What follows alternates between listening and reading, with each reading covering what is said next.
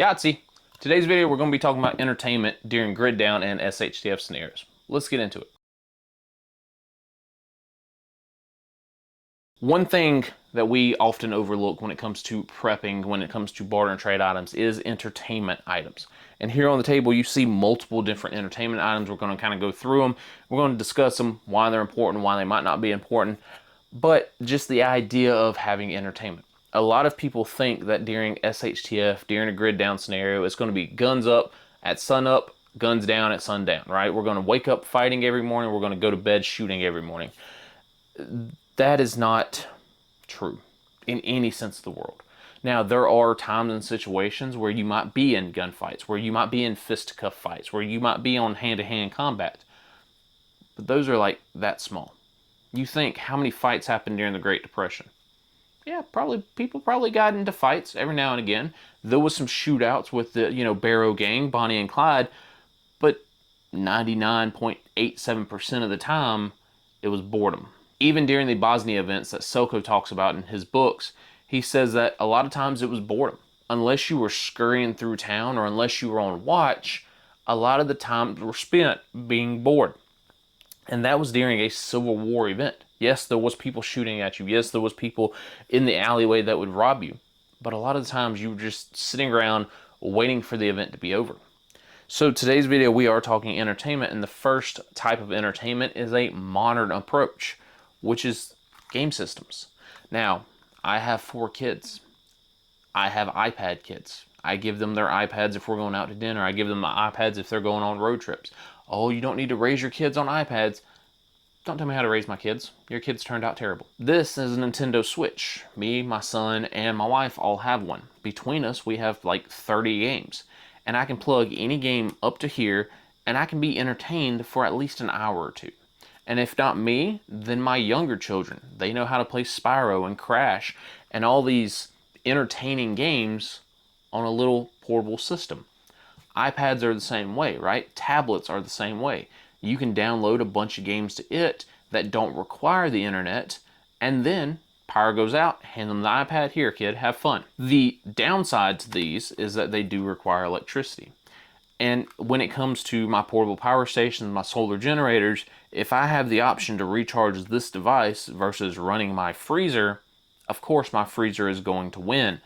But if I have extra electricity for some reason, maybe I put an extra solar panel outside, I can plug something like this up to it and again, give hours of entertainment to my kids.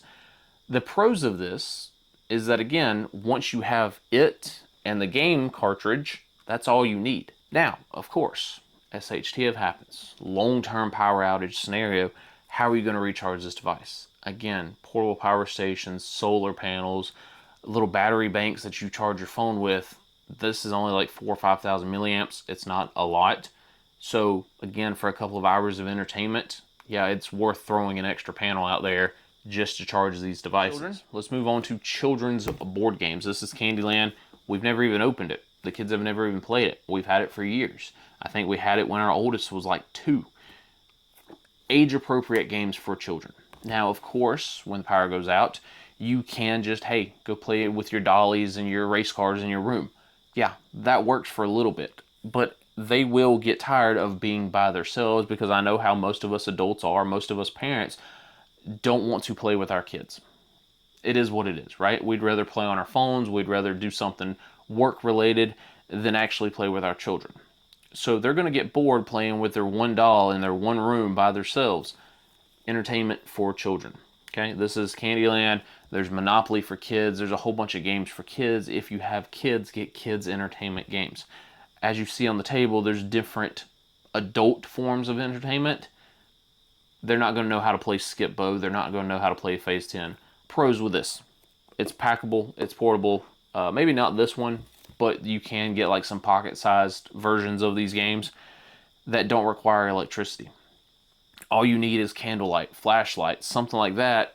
2-3 hours of entertainment playing Candyland with your kids. All right, now go play with your dollies, right? The downside is they do have to be age appropriate.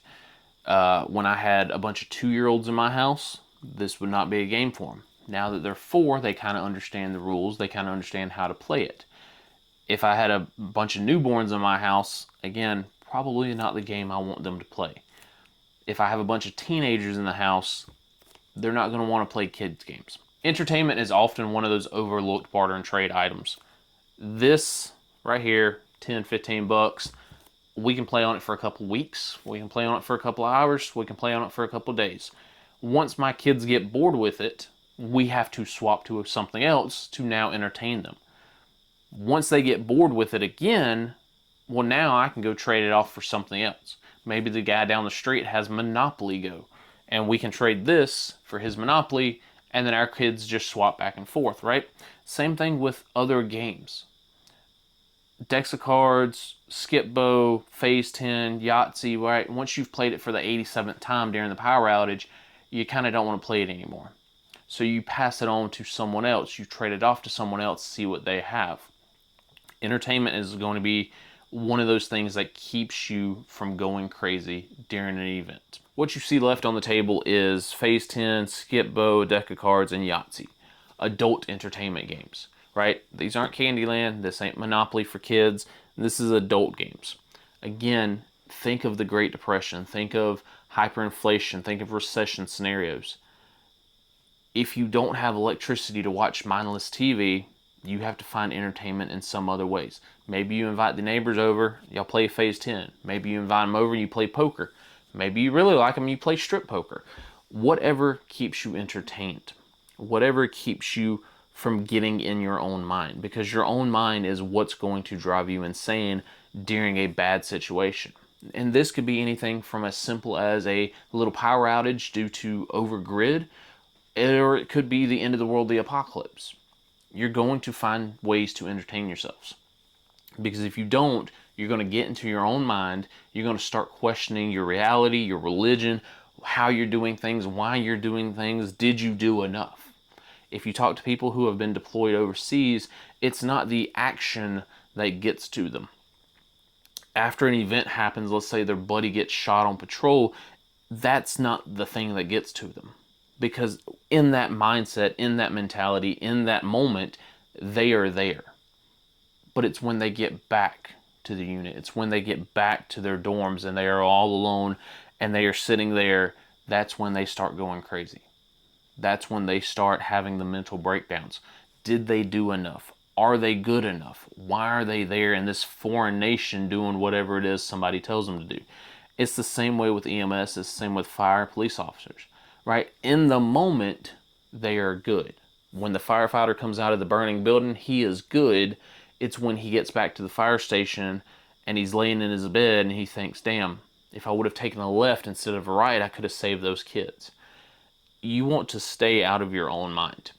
You want to be focused when the job demands being focused, such as being on patrol, such as being on guard, protecting your bug out locations, protecting your homestead. But when the moment comes and you need to decompress, or when you need to decompress after your shift, find ways to entertain yourself. You can be entertained without risking your life. You can be entertained without going out and do something stupid, because that is what's going to get you in trouble. I remember back in my younger days, right, being a teenager.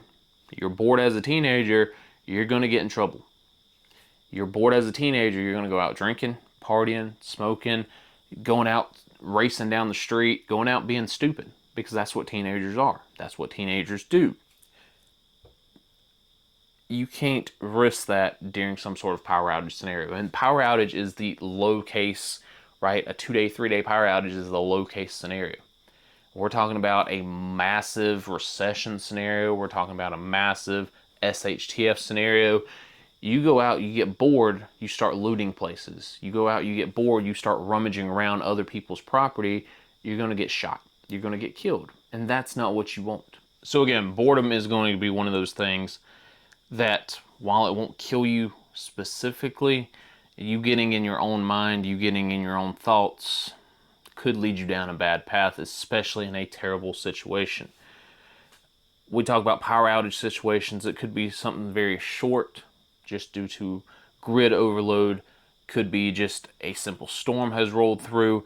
We talk about something major, right? We could have another Great Depression. We could have another recession. We could have something as far as zombies and aliens. Who knows? you want to be entertained and you want to be able to decompress, and simple board games and simple games and simple portable games will allow for that. So let me know what you guys are doing for entertainment purposes. Are you going to go play kick the can down the street like you did back in the old days? Are you going to play with your pet rock? Or do you have entertainment for yourself and for the neighborhood kids in case something were to come up? Let me know down below. That's all I got for today's video. Y'all take care. Stay safe out there. T2 out.